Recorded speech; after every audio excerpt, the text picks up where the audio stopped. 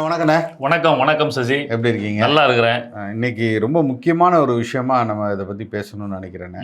இந்த திமுக அரசு 5000 ரூபாய் ஒவ்வொருத்தரோட வங்கி கணக்குகளிலும் அறிவிப்பே இல்லாமல் அது பெரிய ஒரு சர்ப்ரைஸாக எல்லாத்துக்கும் கொண்டு போய் சேர்த்தோன்னு காலையில் முதல்வர் அவர்கள் வெளியிடுறாரு.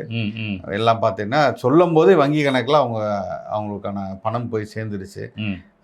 இது பெரிய ஒரு பேசு பொருளாக தொடங்கி இருக்கு. 3 மாதத்துக்கு உள்ள காசை போட்டேன், அதை தாண்டி கோடைக்காக ஒரு 2000 சேர்த்து நான் உங்களுக்காக கொடுத்துருக்கேன் அப்படின்னு அறிவிச்சிருக்கேன். இன்றைக்கி காலையில் நம்ம அரசு சார்பில் 5000 ரூபாய் உங்கள் அக்கௌண்ட்டுக்கு வந்திருக்கோம். இந்த பிப்ரவரி மாதம் மட்டும் இல்லாமல் அடுத்த 2 மாதம், அதாவது மார்ச் ஏப்ரலுக்கான உரிமைத்தொகை தவணைகளை சேர்த்து 3000 ரூபாயும் கூடுதலாக கோடைக்கால செலவுகளை கருத்தில் கொண்டு மேலும் 2000 ரூபாய் சிறப்பு தொகையும் சேர்த்து இந்த பிப்ரவரி மாதம் 5000 ரூபாயை சிறப்பு மகளிர் உரிமை தொகையாக 1,31 லட்சம் பெண்களுக்கு வழங்க உத்தரவிட்டிருக்கிறேன். உங்கள் பார்வை என்ன? அதாவது திமுக நாங்கள் சொன்னதையும் செய்வோம், சொல்லாததையும் செய்வோம் அப்படின்னு சொல்லி அடிக்கடி அந்த வார்த்தை ரொம்ப ஒரு பிரபலமான வார்த்தை திமுகவுக்கு.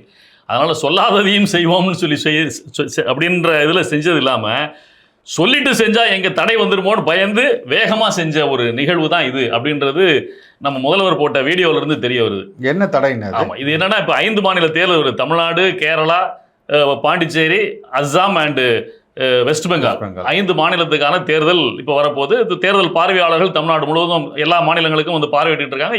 எந்நேரமும் அறிவிக்கப்படலாம் அப்படின்ற இருக்கிற சூழ்நிலையில் பிஜேபியை சார்ந்த இப்போ ஒரு ட்ரெண்ட் உருவாயிடுச்சு. எல்லா இடத்துலையும் இந்த எலெக்ஷன் டைமில் ஏதாவது அறிவிப்புகளை அரசு அறிவித்து கொடுத்து வாக்குகளை பெறுவதற்கான முயற்சி நடக்குது அப்படின்றது. இது தமிழ்நாடு தேர்தல் மிக முக்கியமான அந்த 5 மாநில தேர்தலில் தமிழ்நாடு தேர்தல் பிஜேபியை பொறுத்தவரை மிக முக்கியமான தேர்தலாக பார்க்கப்படுகிறது. முக்கியமான தேர்தலாக அது பார்க்கப்படுகிற காரணத்தினால திமுக எக்காரணம் கொண்டும் ஏதாவது செஞ்சு இதில் பெனிஃபிட் அடைஞ்சிடக்கூடாது, அரசு பணத்தை பயன்படுத்தி பெனிஃபிட் அடைஞ்சிடக்கூடாதுன்றது பிஜேபி ரொம்ப கவனமாக இருக்குது. அதனால் பிஜேபியினுடைய வழக்கறிஞர் பிரிவை சார்ந்த ஒரு வழக்கறிஞர் அஸ்வினி உபாத்யாயா அவர் உச்சநீதிமன்றத்தில் நேரடியாக ஒரு வழக்கு தொடுக்கிறார். இந்த மாதிரி அரசு பணத்தை எடுத்து கொடுத்து வாக்கு வாங்குறது இருக்குது, இந்த 5 மாநில தேர்தலில் நடக்க போகிறதா எனக்கு தெரிய வருது, அதனால் இதை தடை விதிக்கணும் அப்படின்னு சொல்லி. இன்னைக்கு இந்தியாவை பொறுத்த அளவில் அது எலெக்ஷன் கமிஷனாக இருக்கட்டும், இல்லை நீதித்துறையாகட்டும், எல்லா இடத்துலையுமே ஆளுங்கட்சியினுடைய அக்டோபஸ் கரங்கள் நீண்டு இருக்குது. அதில் மாற்றுக்கிறதே நமக்கு கிடையாது. அது நம்ம எந்த பக்கத்துல இருந்து பார்த்தாலும், நம்ம எந்த இடத்துல கோணத்துல இருந்து பார்த்தாலும் அதை நம்ம மாற்றி சொல்றதுக்கு வாய்ப்பு இல்லை, அது இருக்குது. அப்போ இப்படிப்பட்ட சூழ்நிலையில இந்த தகவல் தெரிஞ்ச உடனே தமிழ்நாடு அரசு என்ன நினைக்குது, கண்டிப்பா உச்சநீதிமன்றம் ஏதாவது ஒரு கருத்து சொன்னா அதை காரணமா வச்சுட்டு உச்சநீதிமன்றம் நேரடியாக தடை விதிக்குதோ இல்லையோ, உச்சநீதிமன்றம் சொல்ற காரணத்தை வைத்துக் கொண்டு தேர்தல் கமிஷன் இதுக்கு ஏதாவது ஒரு சொல்லிடும் அப்படின்ற ஒரு சூழல்ல இதை ரகசியமா செய்யணும்னு முடிவெடுத்து இந்த பணத்தை அனுப்பிச்சிருக்காங்க. அனுப்பிச்சிட்டு மறுநாள் திடீர்னு பார்த்தா காலைல எழுந்துச்சு பார்த்தா எல்லாருடைய கணக்குலையும் வரவு இருக்குது. அப்புறம் இது யோகியம் வர்றான் சொம்பெடுத்து உள்ளவங்கிற கதை மாதிரி இருக்கு. மறுநாள் காலைல அவர் ஐயா ஒரு வீடியோவும் போட்டுறாரு. ஐயா முதலமைச்சர் ஐயா ஒரு வீடியோ போட்டுறாரு. அதுல இந்த கதைகள் எல்லாத்தையுமே சொல்லிடுறாரு. அதனால இதை தடுக்கிறதுக்கான முயற்சி யாரு என்னன்றதை சொல்ல, இதை தடுப்பதற்கான முயற்சி இருந்ததாக அறிகிறோம், அதனால நான் உடனே போட்டுட்டோம் அப்படின்னு சொல்லி. Right, okay. இது நியாயப்படி பார்த்தா இப்படி அரசு பணத்தை அப்படி மொத்தமாக கொடுத்து வாக்கு வாங்குவது சரியா தவறா அப்படின்றது ஒரு பெரிய கேள்வி. ரெண்டாவது, இந்த பணத்தை போட்ட உடனே அடுத்த நிமிஷம் ஐயா எடப்பாடி தோல்வி பயம் வந்துருச்சு அதனால இது போடுறாரு அப்படின்னு சொல்றாரு. நம்ம அந்த பிஜேபியினுடைய மாநில தலைவர் நயினா நாகேந்திரன் அதிமுக இது ரொம்ப மோசமான முன்னுதாரணம், இந்த மாதிரி பணத்தை கொடுத்து வாங்குறது. நமக்குள்ள கேள்வி, பிஜேபி ஆகட்டும் அதிமுக ஆகட்டும் தமிழ்நாட்டில் உள்ள அரசியல் கட்சிகள்ல இதை எதிர்ப்பதற்கான தகுதி யாருக்கு இருக்குது? நீங்க இப்ப 5 மாநில தேர்தல் நடக்க போகுது. அஸ்ஸாம்ல 8000 ரூபாய் கொடுத்துட்டான், மகாராஷ்டிரால பணம் கொடுத்தான், பீகார் எலெக்ஷன்ல பணம் கொடுத்து ஓட்டு வாங்கினான் பிஜேபி. அங்கேயும் திராவிட மாடல் இருக்கா, பணம் கொடுத்து ஓட்டு வாங்கினான். அப்ப இதையெல்லாம் கொடுத்து ஓட்டு வாங்குறேன்னு இதை எதிர்க்கிறதுக்கு உனக்கு என்ன யோகியதை இருக்குது? நம்ம அதுக்காக நம்ம திமுக ஆதரிச்சு பேசல, இந்த பணம் கொடுத்தது சரின்றது நம்ம சொல்ல வரல. இதுல இவங்களுக்கு என்ன யோகியதை இருக்கு அப்படின்றது நம்ம முதல்ல நம்ம வைக்க வேண்டிய கேள்வி.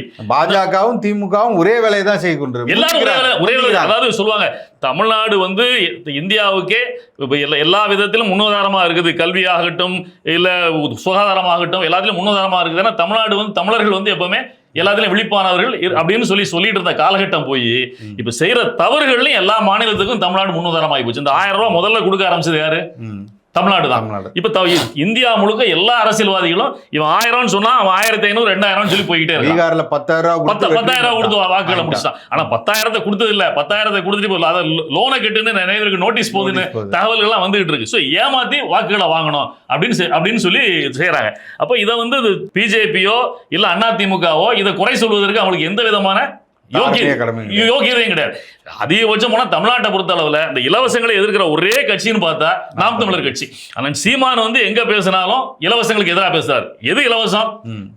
கல்வி இலவசமா கொடு, மருத்துவத்தை இலவசமா கொடு, மற்றதெல்லாம் தூய குடிநீர் இலவசமா கொடு, அவனுக்கு உரிய வேலையை கொடு. எல்லாம் அவனுக்கு படித்தவன் படிக்காதவன் எல்லாருக்கும் வேலையை கொடு, சரியா போயிடும், அவன் சம்பாதிக்க போறான்னு சொல்றாரு. 6500 கோடி ஒரே நல்ல ஒரு இரவுல எடுத்து கொடுக்குதுன்னு யாருக்கிட்ட? அதாவது பாருங்க, நம்ம தமிழ்நாட்டு அரசினுடைய மொத்த வருமானம், வருட வருமானம் இந்த பட்ஜெட் அவங்க சொல்லுங்க 2,49,000 கோடி. 49,000 கோடி. நீ இப்ப அடுத்து இந்த பணத்தை மட்டும் கொடுக்கல, அடுத்த ஆண்டுல இருந்து மாதம் 2000 ரூபான்னு சொல்லிட்ட. எவனுமே வேலைக்கு போடக்கூடாது. நீ 1,31,00,000 பேருக்கு வர வச்சிருக்க. நீ இந்த 2000 ரூபான்னு சொல்லி சொன்னா வருடத்திற்கு உனக்கு இது கொடுக்கறதுக்கான பணமே கிட்டத்தட்ட 32,000 கோடி இந்த மாதிரி கொடுக்கிற பணமே தேவைப்படுது. அப்போ இது இல்லாம மற்ற வெல்ஃபேர் ஸ்கீம் இருக்குது. ஏற்கனவே துண்டு விழுந்துருச்சு, 30% மேல துண்டு விழுதுன்னு கடன் வாங்கிக்கிட்டே இருக்காங்க. நீங்க பாருங்க, இதுல வந்து பெண்கள் யாரும் எங்களுக்கு உடனே 5000 ரூபாய் மொத்தமா கொடுன்னு எவனும் கேட்காதவனுக்கு காசு கொடுக்குற. பாவம் மாற்றுத்திறனாளிகள், அவன் எந்த வேலையும் செஞ்சு பிழைக்க முடியாது, அவனுக்கு மாசத்துக்கு 1500 ரூபாய் கொடுக்குற. அந்த 1500 ரூபாய் அவனுக்கு பத்தாது, அவன் அதிகமா உயர்த்தி கொடுன்னு கேட்டு நேற்று போராட்டம் நடத்துறான். போலீஸை வச்சு கையை கால பிடிச்சி தர இழுத்து வாகனத்துல ஏற்றி எங்கேயோ கொண்டு இறக்கி விட்டு வர வேலையை இந்த அரசுகள் செய்யுது. இது திமுகவும் அதிமுக எந்த மாற்றமும் கிடையாது. அதிமுக ஆட்சியில் இருக்கும்போது இதே வேலை நடந்துச்சு. அப்போ எவன் கேட்கிறானோ அவனுக்கு கொடுக்கல. ஏன்னா மாற்றுத்திறனாளிகள் என்ன கொடுத்தாலும் எவ்வளவு பேர் ஓட்டு இருக்கும், அது வாக்கு சதவீதம் மிக குறைவு, 10,000 பேரோ வாக்கு சதவீதம் மிக குறைவு. ஆனா நீ இது அப்படி இல்ல, 1,31,00,000 பேரு வீட்டுக்கு போகும்போது 1,31,00,000 பேருன்றது இல்ல, 1,31,00,000 குடும்பம். ஒரு அம்மாவுக்கு போகும்போது வீட்டுல சொல்லுவார்ல, இந்த மாதிரி 5000 ரூபாய் பணம் வந்திருக்கு எனக்கு அப்படின்னு சொல்லி. அப்ப நீ வாக்குகளை மட்டும் குறி வச்சு இந்த மாதிரி பண்ற, எவன் கேட்கறானோ அவனுக்கு கொடுக்க மாட்டேன்ற, இது நியாயமா அப்படின்னு கேள்வி எழுப்ப வேண்டியிருக்குது. இப்போ ரைட், ஓகே, நீ கொடுத்துட்ட, இதனுடைய விளைவு எங்க போய் முடியும்? ஒவ்வொருத்தரும் போய் நிப்பா. நீ ஒண்ணு கிடையாது. இன்னைக்கு வந்து தமிழ்நாட்டுல தேர்தல் அறிவிச்ச உடனே வரிசையா போராட்டம் நடக்குது. இது அதாவது நீ அரசியல் கட்சிகள் தேர்தல் அறிவிச்ச உடனே எப்படி மக்களை கவர்றதுக்கு ஏமாற்றுவதற்கு பணம் கொடுக்கறோம்னு நீ முடிவு பண்ணிட்டியோ, மக்கள் என்ன பண்ணிட்டான், 5 வருஷம் அமைதியா இருந்தான். நீ இப்ப போன தேர்தலில் அறிவிப்பு கொடுத்த அறிக்கையில என்னென்ன செய்ய போறேன்னு சொன்னேன், ஆனா எதையும் செய்யாம இருந்ததெல்லாம் இதுவரைக்கும் கேட்காம இருந்தவன் உனக்கு எப்ப நெருக்கடி கொடுக்க முடியும்? தேர்தல் தான் நெருக்கடி கொடுக்க முடியும். தேர்தல் வந்தோன்னா அவ்வளவு பேரும் போராட்டத்தில் உட்காருவாங்க. எனக்கு இன்னொன்னு என்ன, நானு இவ்வளவு பேர் வந்து மக்கள் வந்து தன்னெழுச்சியா வந்து போராடிக்கிட்டே இருக்கான். ஒருத்த வந்து செவிலியர்கள் போராடுறாங்க, ஆசிரியர்கள் போறாங்க, 8000 ரூபாய் இன்னைக்கு வரைக்கும் அவங்களுக்கு சம்பளம் கொடுக்குறாங்க. அவங்களுக்கு பணி நிரந்தரம் பண்ணல. அவங்க கேட்கறது நிரந்தர பணி தான், ஊதியத்தை மாசம் கொடுங்கன்னு கேட்கறான். அதை செய்ய முடியல. அதுல பல விஷயங்கள் இருக்குது. நீ வந்து அண்ணன் சீமான் சொல்ற மாதிரி படித்தவன் படிக்காதவன் எல்லாருக்கும் வேலை வாய்ப்பு அரசே கொடுப்பதற்கான முயற்சிகளை செய்யணும், குறைந்தபட்ச வாழ்வாதாரத்திற்கு அது வழி செய்யணும்ன்றது வேற. ஆனா இவன் வேலைக்கு எடுக்கும் பொழுது நீ நிரந்தர பணியாளர்னு எடுக்கல, சமூக நல பணியாளர்னு எடுத்தது. பெண்கள் வீட்டில் அப்படி இலவசமா பணம் கொடுக்குற, மாசம் 2000 ரூபாய். இதை தவிர்ப்பதற்காக சரி ரைட், உனக்கு மாசம் 5000 ரூபாய் தரேன், வீட்டுல சும்மா இருக்கிறதுக்கு நீ ஒவ்வொரு வீடுகளா போய் அங்க என்ன நோய் இருக்குன்னு கண்டுபிடிச்சு சொல்லு, இல்ல அம்மை பேருக்கு ஊசி போட்டாங்களா, இல்ல குழந்தை பேரு காலமா இருக்காங்களா, எல்லாம் தகவல் தெரிஞ்சு நீ மருத்துவமனையில வந்து சொல்லு. சமூக நல பணியாளர்னு போடுறேன், நீ கிராமத்துக்குள்ளே இருந்துக்கோ, உனக்கு 5000 ரூபான்னு சொல்லும் பொழுது நீ உள்ளுக்கு வேலைக்கு வந்துட்டீங்க. ஆனா மக்கள் கேட்கல. அந்த 5000 ரூபாயே பெருசு, நம்ம கிராமத்துல இருக்கிறோம், நம்ம ஊருக்குள்ளே சுத்தி வந்துட்டு ஏதோ தகவலை சேகரிச்சு சொல்றதுக்கு நமக்கு 5000 ரூபாய் கொடுக்குறாங்கன்றதுனால அதை மகிழ்ச்சியை ஏத்துக்கிட்டாங்க. ஆனா அவங்கள தூண்டி விட்டது யாருன்னா அந்த அரசு. போன தேர்தல் அறிக்கையில உங்களை எல்லாம் நாங்க நிரந்தரமாக்குவோம் அப்படின்னு சொன்னது யாரு? நீ. இப்ப அவன் என்ன செய்யறான்? கரெக்டா 5 வருஷம் முடியறதுல எல்லா பெண்களும் தலைநகர்ல வந்து உட்கார்ந்துட்டு ரொம்ப முக்கியமா ஒரு விஷயத்தை அவங்க சொன்னாங்க. என்னன்னா, எங்களை அந்த வேலையை மட்டும் செய்ய வைக்கல, அரசு வந்து அவர்களின் கட்சி போகணும், அதுக்கு ஆளை கூட்டிட்டு வரணும், எல்லா வேலையும் கமிஷன் பேசிஸ்ல செய்ய வைக்கிறாங்க. ரைட், அது அடுத்து அது வேற சப்ஜெக்ட்னு வச்சுக்கோங்க. அப்போ இது செய்யறது எல்லாம் அரசு தான் செய்யுது. ரைட், ஓகே, நீ எல்லாத்தையும் இப்போ ஆர்ப்பாட்டம் நடத்திட்டு இருக்கான். இதனுடைய விளைவு என்ன ஆகும்? பாரு, இப்ப இதான் தொடக்கம். இப்ப பக்கத்து மாநிலங்கள்லாம் நடக்கிற ஜென்சி போராட்டம் நம்ம பல போராட்டங்களை பார்த்துட்டோம். பங்களாதேஷ்ல நடந்துருச்சு, இலங்கையில நடந்துருச்சு. இதனுடைய தொடக்கம் தான் இதுன்னு நான் பாக்குறேன். ஏன்னா நீங்க வந்து தேர்தல் அறிவிச்ச உடனே நீ எந்தெந்த வாக்குறுதிகள் கொடுத்து அதெல்லாம் நிறைவேற்றல, உடனே சரியா இல்லையான்னு ரோட்ல உட்காந்து போராடி உனக்கு ஒரு நெருக்கடியை கொடுக்குறாங்க. இந்த நெருக்கடி அதிகமாக அடுத்த தேர்தலில் இன்னும் வாக்குறுதிகள் நிறைய கொடுத்தாங்கன்னா எல்லா கட்சிகளும் மக்கள் இது வந்து அதிகமாயிட்டே போகும். ஏன்னா இது நெருக்கடி கொடுக்க சில நெருக்கடிகளை அரசு சரி செய்யுது. அதாவது ஒரு காலத்துல இருட்டுல எல்லா வீடும் மூடி இருக்கும்போது தலையில துண்டை போட்டுக்கிட்டு காசு கொடுத்தான். இன்னைக்கு ஓபனா கொடுக்குற பட்ட ஒருத்தர் 5000 ரூபாய் கொடுக்குறான். நீங்க சொல்ற சப்ஜெக்ட் தான் நான் வர போறேன். நீங்க சொல்ற சப்ஜெக்ட் தான் நான் வர்றேன். என்னன்னா இப்போ நீ வந்து வாக்குறுதின்ற பேர்ல கொடுத்ததையே உன் கழுத்தை பிடிச்சி நினைச்சு கேட்கறான். உறுதிப்படுத்தப்பட்ட ஓய்வூதிய திட்டம் அப்படின்னு சொல்லி கொண்டு வந்து கொடுக்க ஆரம்பிச்சிட்டேன். ஏன்னா அரசு ஊழியர்கள் எண்ணிக்கையில் அதிகமா இருக்கிறான். அவன் உனக்கு தேவை, அவனுடைய வாக்கு தேவை, நீ கொண்டு வந்துட்ட. இப்படி ஒவ்வொருத்தரும் போராட ஆரம்பிக்கிறான். அப்போ 1-2 பேருக்கு செய்யும் போது அப்ப நம்மளும் போராடினா நமக்கும் நடக்கும் அப்படின்னு எல்லாம் வரான். இது கடைசியில் என்ன ஆகும்னா எல்லாரும் போராட ஆரம்பிச்சிருவான். நீ 500 வாக்குறுதி கொடுக்குறியா, 500 அந்த 5 ஆண்டுகளை நிறைவேற்றலன்னா உனக்கு எல்லாரும் ரோட்ல வந்து நிப்பான். இது வந்து பெரிய கலவரமா புரட்சியா மாறி அதை அடக்கிறதுக்கு போலீஸ் இருக்காது. இத மாதிரி போகும். இது ஒரு வழி. இதை நோக்கி தான் போய்கிட்டு இருக்குன்னு. இன்னொன்னு என்ன அப்படின்னு சொல்லி சொன்னா, நீங்க ஒண்ணு இல்ல, ரொம்ப சாதாரணமா சொல்றேன். நம்ம கண்ணுக்கு எதிராக இப்ப இன்னைக்கு தமிழ்நாட்டை சுத்தி ஒரு விஷயம் நடந்துகிட்டு இருக்கு. தமிழ்நாட்டிலே நடந்துகிட்டு இருக்குது. நீங்க லாட்ரி மார்ட்டினுடைய பையன் ஒரு கட்சியில இருக்கான், இல்ல ஒரு கட்சி ஆரம்பிச்சிருக்கான் பாண்டிச்சேரியில. எங்க சின்ன ஸ்டேட், எங்க உள்ளுக்கு போய் ஒண்ணு பண்றான். மருமகன் அப்படியே அரசியல் உள்ளுக்கு வர்றதுக்கு வர்றான். பொண்டாட்டி ஒரு இடத்துல போய் இருக்கிறா. இப்போ இவங்க என்ன நம்பிக்கையில போறாங்க? தண்ட பணம் இருக்கு, என்ன வேணாலும் செய்யலாம். பணம் இருக்கு, யாருக்கும் இன்னொரு கட்சிக்கு எதுக்கு கொண்டு போய் கொடுக்கணும், அதுக்கு நம்மளே கட்சி அறிஞ்சு நம்மளே இதுதான் கடைசியில இங்கதான் போய் முடிய போகுதுன்னு சொல்றேன். இங்கதான் போய் முடியும். நீ என்ன அரசுக்கு மக்களுக்கு நன்மை செய்யறது, வைக்கிறது, அரசியல் அதெல்லாம் ஒண்ணுமே இல்ல. பணம் இருந்தா பணம் வச்சிருக்கிறவன் அரசியல் செய்யலான்ற சூழல் முன்னாடியாவது ரகசியமா கொடுத்து இல்ல அரசியல் மக்களோட இணைந்து பயணமும் செஞ்சுதான் செய்ய வேண்டிய தேவை இருந்துச்சு. இப்போ அப்படி இல்ல. விலை கொடுத்து வாங்கலான்ற சூழ்நிலை வரும்போது இவன் விலை கொடுக்க வந்துட்டான்னா இதை விட யாராவது போட்டி போட முடியுமா? எவனாவது போட்டி போட முடியுமா? ஒண்ணும் கிடையாது. எடுத்து பார்த்தானு அதானியினுடைய குடும்பத்தினுடைய வருட வருமானம் என்னன்னு பார்த்தா 2,71,500 கோடி ரூபாய், 600 கோடி ரூபாய். தமிழ்நாடு அரசினுடைய வருமானம் 2,49,000 கோடி ரூபாய். இதுல யாரு பெரியவன்?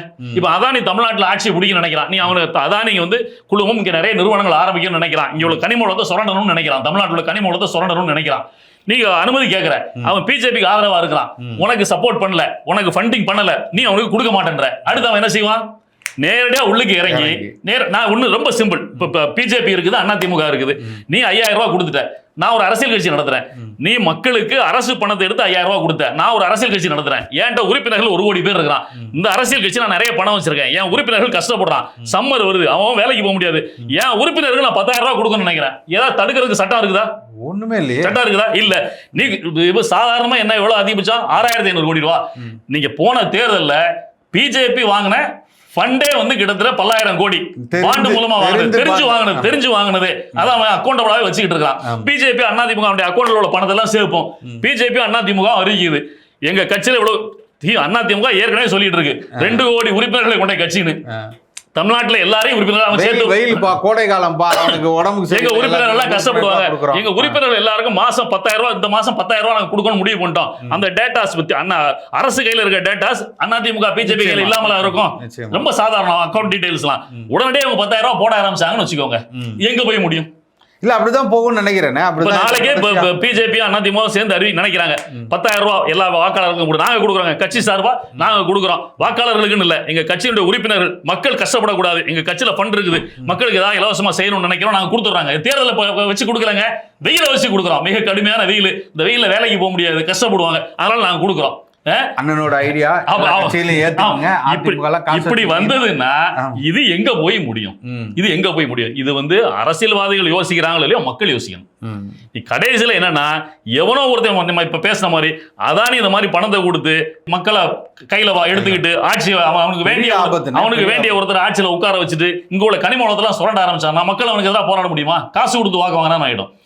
ஆக மொத்தத்துல இந்த பணத்தை பயன்படுத்தி வாக்குகளை வாங்குவது அப்படின்ற அந்த இடம் இருக்குல்ல, இன்னைக்கு நேரடியாவே வங்கி மூலமாவே கொடுத்து வாங்குற சூழல் உருவாகிட்டு இருக்குது. இது கடைசியில பெரிய பெரிய தொழிலதிபர்கள் அவனுடைய பணத்தை கொடுத்து அந்தந்த நாட்டை கேப்சர் பண்ண ஆரம்பிச்சிருவான். ஜனநாயகம் அப்படின்றதே செத்து போய் திரும்பவும் முடியரசு கூட இல்ல, அது அரசியல் ஆட்சி கூட இல்ல, அடிமை ஆட்சிக்கு உருவாயிடும்.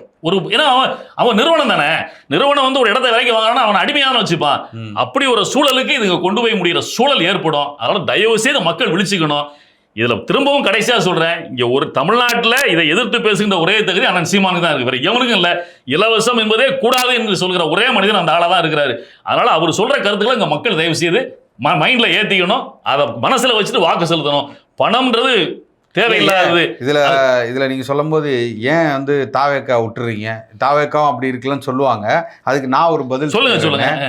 அருண்ராஜன் ஒருத்தர் ஐஆர்எஸ் முடிச்சுட்டு அதுல இருந்தவர் இன்னைக்கு வந்து தாவேக்கா கட்சியில சேர்ந்து என்ன கொடுத்துட்டு இருக்காருன்னு தெரியும். டப்பால இருந்து எல்லாம் வந்து அதுக்கு பேர் என்ன, அதுக்கு பேர் என்னது, இதுவும் மறைமுகமான ஒரு அயோக்கியத்தனம்.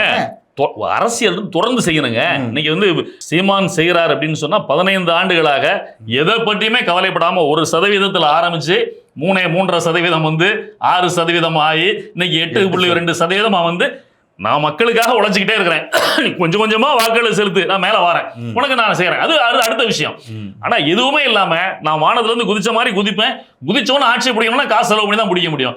சோ இதே மக்கள் தயவு செய்து புரிந்து கொள்ள வேண்டும் அப்படின்றதுதான் நம்ம இந்த அருந்தமிழ் வலைக்காட்சி மூலமாக சிந்திச்சு வாக்களிக்கன்னு சொல்லி சிந்திச்சு வாக்களியுங்கள். இதுதான் நம்ம சொல்லுகிறோம். இந்த பணம் உங்கள் பணம் அப்படிங்கிறக்கா நீங்க வாங்கிக்கிற ஆரம்பிச்சீங்கன்னா இது தொடர்ச்சியாக அடுத்த 5000ங்கிறது 10,000 ஆகும். நாளைக்கு இது வந்து பெரிய அண்ணன் சொன்ன மாதிரி இது பெரிய போராட்டத்துக்கும் பெரிய வேலை வாய்ப்பின்மைக்கு இன்னைக்கு பாத்தீங்கன்னா ஒட்டுமொத்தமாக வட இந்தியர்கள் இன்னைக்கு வேலை வேண்டாம், நீங்க 5000 வாங்கிட்டு வீட்டுல உட்காருங்க, நாங்க எல்லாத்தையும் எடுத்துக்கிறோம், இடத்துக்கு போயிடும், உன் வீடு கூட உனக்கு சொந்தமா இருக்காது, சுரண்டி எல்லா வளங்களும் கொழுக்கப்படும். நீங்க எங்க இருந்து நீங்கள் வாங்கக்கூடிய கடன்களை யார்கிட்டேருந்து வசூல் பண்ணுவான்? நீங்க யோசிச்சு பாருங்க, சிந்திச்சு பாருங்க. ஒண்ணு நம்ம உழைச்சு அவனுக்கு வந்து கடன்களை திருப்பி கட்டணும், இந்த அரசாங்கம் வாங்குற கடனை. இல்லைன்னா அவன் என்ன பண்ணுவான்னா இங்க இருக்கக்கூடிய வளங்களை எல்லாம் சுரண்டி எடுத்துட்டு போவான். மித்தபடி எப்படி நீங்க கொடுக்க முடியும்? இங்க நாளைக்கு பாத்தீங்கன்னா உங்க வீட்டுக்கு பின்னாடி இந்த மலை எப்பா நீ தான் 5000 எல்லாம் காணாம போயிடும். நாளைக்கு இருக்கக்கூடிய எல்லா வளங்களும் மழையும் மண்ணும் எல்லா வளங்களும் அரசியல்வாதிகளின் கைகளில் இருந்து முதலாளிகளின் கைக்கு, கார்பரேட்டுகளின் கைக்கு முழுமையா நேரடியாக மாறிவிடும். மக்கள் அதை புரிஞ்சுக்குங்க. எவன் உங்களிடம் பணம் கொடுக்குறானோ உங்களை அடிமையாக்க போறான், உங்களிடம் இருந்து எல்லாத்தையும் சுரண்டி கொடுக்க போறான், உங்களை ஒரு பண்டமாக ஒரு வியாபார பொருள் போல உங்களை பயன்படுத்தி இந்த வாக்கை பறிக்கிறதுக்கு தான் பயன்படுத்துறாங்க. இந்த முறை தேர்தலில் தயவுசெய்து சிந்திச்சு ஒரு முறைக்கு பல முறை யோசிச்சு வாக்களியுங்கள். நன்றி வணக்கம்.